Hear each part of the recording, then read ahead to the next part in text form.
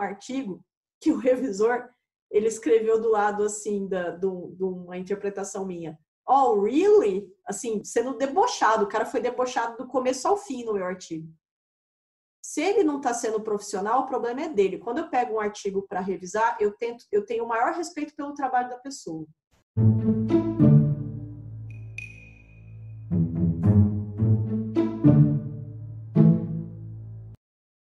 Eu não vou ser debochada, eu não vou ser sarcástica. É o trabalho da pessoa, entendeu? Você tem que respeitar o trabalho dela. Você vai lá para criticar o trabalho. E você tem que ser sério e respeitoso nessa crítica. Eu já recusei artigos sendo extremamente respeitosa, sabe? Se o seu revisor não está respeitando você, o problema é dele. Ele que faça terapia ou não faça e continue enchendo o saco, mas o problema é dele. É óbvio que quando a gente pega uma revisão, nossa, né, um major review, o primeiro sentimento é o de raiva e dá vontade de sair escrevendo um monte de coisa. Então, por isso que é importante não responder e não começar a revisar o artigo com a cabeça quente. Dá um tempo,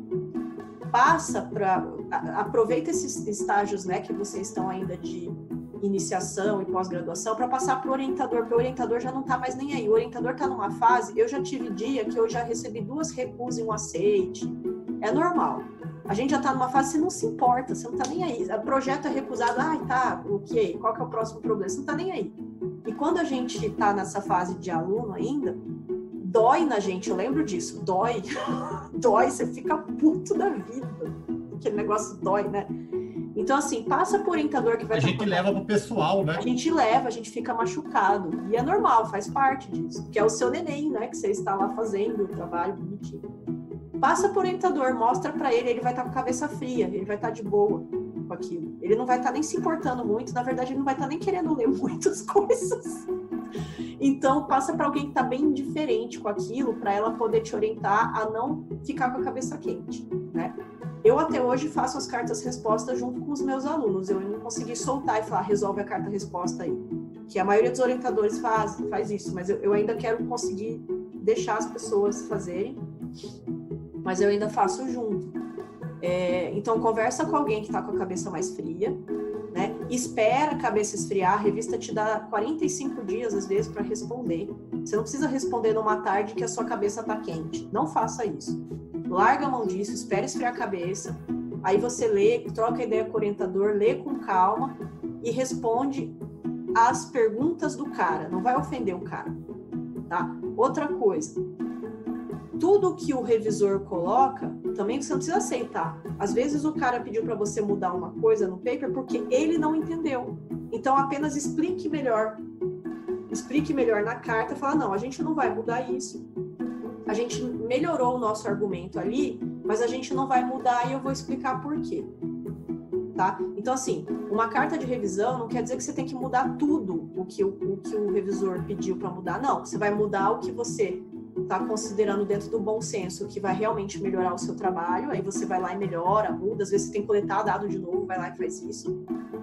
E aquilo que você percebeu, o revisor não entendeu. E é normal, às vezes o revisor não entende mesmo, ele não fez o seu trabalho.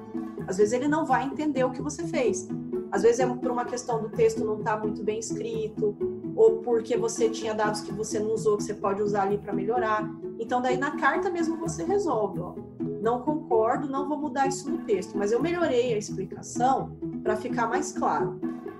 Então, isso é uma boa carta-resposta. Se vocês quiserem exemplos de carta-resposta, eu tenho umas aqui que eu mandei já e deram muito certo. Então, o equilíbrio é não ser mal educado com o seu revisor, né? Por mais que ele tenha sido, às vezes, mal educado, mas também não dá a bunda pro cara, né? Não é assim também. Você vai abaixar a cabeça até aparecer a bunda. Não é desse jeito. Você também tem que ser assertivo, você também não pode ser super fofinho e querido, mesmo, eu sou um burro idiota mesmo, vou aceitar tudo, não, joga meu artigo no lixo, não é assim. Você tem que ser assertivo, e para você ser assertivo, você tem que estar com a cabeça fria, para poder responder as coisas que o cara tá criticando no seu paper. Isso com o tempo, essa sensação que a gente tem de, meu trabalho é uma bosta, nossa, que coisa chata, nossa, que coisa, que revisor chato, não sei o quê, isso passa, viu? Você vai começar a receber artigo, Major Review, tá bom, semana que vem eu vejo. Recusa, beleza, qual que é a próxima revista? Você não vai mais ficar perdendo muito tempo com isso, né? E quando você vê que você foi injustiçado numa revisão, não tem problema, né? Porque eu e o Gabs, a gente recebeu o nosso artigo que a gente não concordou que o cara fez uma boa revisão. A gente não ofendeu o revisor nem nada, mas a gente escreveu uma carta dizendo para o editor que a gente não concordava por causa de A, B, C, D, E, e a gente considerou o cara especulativo. Chamar uma pessoa de especulativa não é uma ofensa. A gente, às vezes, especula mesmo. Não.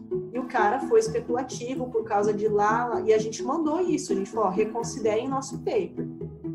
E aí a revista vai poder reconsiderar ou não. Já aconteceu de eu reverter totalmente a situação de um paper que foi recusado. Eu falei, não concordei com esse revisor e eu vou dizer por quê. E aí eu consegui reverter. E já aconteceu, como no caso do paper do Gabs mesmo, que a gente mandou lá a carta e o editor falou, olha, mesmo assim, com essas questões, a gente considera que não está no perfil da revista. Então mandem para outra revista. Tudo bem, acabou aí a briga, você não vai também ficar lá cercando frango, né? Vida que segue. Vai, escolhe outra revista e pronto. Então, a gente tem que se treinar a ficar o mais distante possível para melhorar o trabalho. Se a gente fica muito emocionalmente ligado no trabalho também, não é legal. Você não colabora para melhorar o seu trabalho. E só para complementar um pouco o que a Miriam falou, também não tem problema nenhum a revista falar, olha, você tem 45 dias para mandar isso revisado. Só que na hora que você vê as revisões que eles pediram, você precisa de mais de 45 dias? Você pode pedir mais prazo. Manda e fala, ó, em 45 dias eu não consigo, acabou. Vai dar mais tempo? Vai, não vai? Então beleza, eu resubmeto mais pra frente para outra revista ou para a mesma, não tem problema. Não, todas as vezes que eu pedi mais prazo, todas as vezes esses prazos foram concedidos, todas. Nunca a revista virou e falou assim, não. Todas as vezes eles foram concedidos. É flexível isso, né? Então, eu acho que essas são as minhas dicas por hora, gente. Eu tô num estágio que não consegui ainda fazer papers magníficos que eles são aceitos de primeira, e quando eles são, eu sempre fico desconfiada. Mas eu gosto do Major Review. Na verdade, não é uma coisa que eu acho ruim, não. Eu gosto e eu prefiro que voltem em Major Reviews. Recusa sempre é chato, né? Mesmo. Mas mesmo as recusas, às vezes você vê os comentários dos revisores, você acata ou não, né? Você melhora o seu artigo e manda para outra revista. No fim das contas, o que a gente aprende? Sempre uma boa revisão, uns bons tapas que a gente leva de revisão, eles sempre melhoram o nosso artigo. Se você pegar o artigo que você submeteu e aquele que você ficou no Major Review, o artigo voltou e tal, o produto final, você vai ver que o produto final dos tapas que você levou é muito melhor do que o artigo que você submeteu para a revista. É um processo de aprendizado mesmo. Eu acho que é isso. Essas são as dicas que eu... É o objetivo da revisão por pares, né? É o objetivo, melhorar o nosso trabalho, né? Aí, se vocês quiserem comentar... E como cientistas... Eu terminei de... Isso era o que eu tinha para compartilhar. Só comentando que, como cientistas, a gente tem que estar acostumado a estar errado, né? A gente tem muito essa cultura do cientista que só acerta. Quando, na verdade, o cientista só erra. A gente acerta de vez em quando. É por isso que a gente faz tanta festa quando acerta. Porque a maior parte do tempo a gente tá errado, entendeu? Então, o cara que sabe tudo, para mim, eu desconfio muito dele. Eu desconfio principalmente quando a pessoa é de outra área. Porque se a pessoa é da minha área e ela só sabe tudo, você já começa a pegar as falhas dela. Eu tenho medo de pessoas que são de outra área, sei lá, e estão colaborando com a gente. E essa pessoa sabe tudo, ela sabe tudo. Isso é impossível.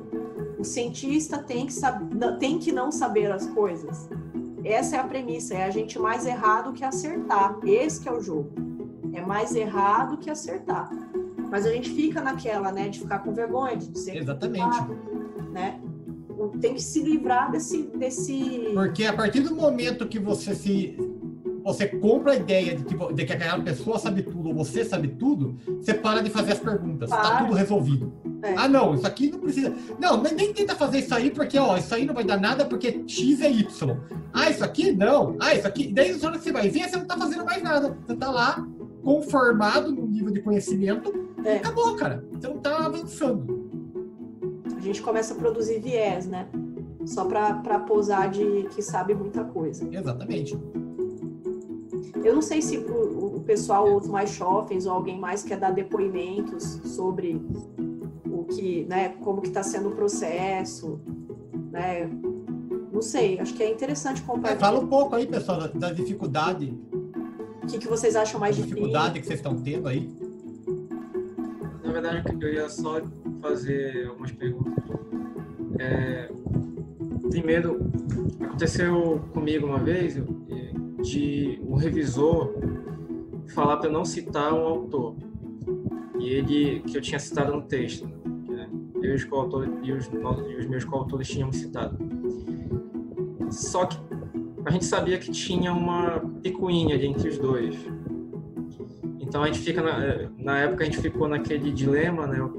Quero que o artigo seja aceito, mas não quero me envolver nessa briga. Eu acho que citar esse autor aqui é importante, então a gente acabou tirando algumas citações, mas não tirou completamente. Eu queria perguntar para vocês se já aconteceu isso com vocês e como vocês lidaram com essa situação. Comigo não aconteceu isso, mas acontece, por exemplo, a gente tem rivais e pessoas que a gente compete, né, no nosso meio. De um rival meu não me citar, sendo que tem tudo a ver o que eu faço com as coisas dele, e eu cito ele, porque, mano, se a gente é rival, mas ele trabalha com aquilo, sabe? Eu cito sempre. Aí eu não sei, o cara deve estar pensando, o índice H dela não pode ser maior que o meu. O dele pode estar, não sei nem como é que tá, mas eu não vou deixar de citar. O cara trabalha com aquilo. E eu tenho que grande coisa é o índice H. O cara tem o índice H8 porque todos os artigos falam merda e é citado porque a galera tem que bater nos artigos. Mas infelizmente a H1, mas é um artigo que é citado. A FAPESP, por exemplo, está começando a pedir essas coisas. Então, o índice H está começando a ficar importante para professor, que vai pedir projeto e tal, né? Aí, se as pessoas não citam o meu trabalho porque é picuinha, eu não sou nenhum tipo de santa também. Eu sei que eu sou uma pessoa difícil, eu falo coisa, eu não tenho muito filtro para falar as coisas. E assim eu faço muitos amigos, né? Então, assim, se a pessoa se não está citando, tá bom, meu índice H não vai ficar grande, mas eu não vou deixar de citar o trabalho da pessoa, porque é o compromisso que eu tenho. Eu não estou falando assim, nossa, eu sou uma idealista, não é isso. É o compromisso que eu tenho, a pessoa trabalhou com aquilo, o meu dado confronta com isso, corrobora ou não aquilo. Eu vou citar o trabalho da pessoa, eu não vou fingir que o trabalho da pessoa não existe. Eu acho isso uma infantilidade tão grande, eu acho que é coisa de, mais uma vez, terapia. Não, é uma postura antiética. É antiética. Coisas que vocês vão se deparar que são posturas antiéticas isso que você falou de pedir para não citar o trabalho de fulano, ou pior, pedir para citar o trabalho, do tipo, na hora que você percebe claramente que o revisor tá, viu, por que você não citou os artigos de XYZ? Ele fala, caraca, seus artigos, né, cara? Tá bom. E outra coisa que pode acontecer, inclua um falante nativo de inglês no seu artigo porque o seu inglês não está bom. Cara, você não tem que incluir nada. Você não tem que chamar um autor para fazer parte do seu artigo porque ele é falante nativo de inglês. Você chama para revisar o artigo. É um revisor que vai no agradecimento. Vai no agradecimento, exatamente. Acabou. Exatamente. Então, isso que a Elisa falou do índice H, tem uma história engraçada. Tem professores que eu conheço, né, que ele tem essa coisa que a Elisa falou, essa guerra civil não declarada. E ele precisa, todo artigo dele, citar o outro artigo para falar que o outro artigo está errado. E é muito bom para outra pessoa se você falar que o índice H agora é um dos modelos, é um rigged the system meio bizarro, assim, porque a outra pessoa está super feliz, a outra pessoa nem responde mais as críticas, mas está lá com um sorriso na cara sendo citado 5, 6 vezes por ano naquele artigo de 10 anos atrás. Deixa!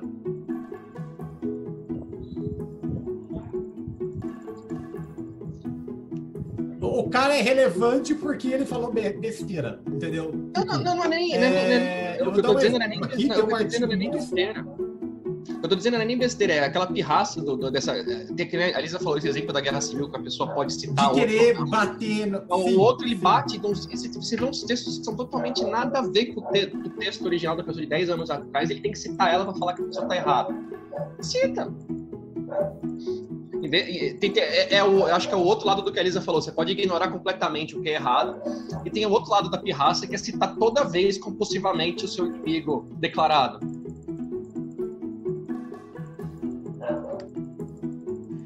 Aí chega um momento na vida que você só quer paz, né? Só isso. Foda-se.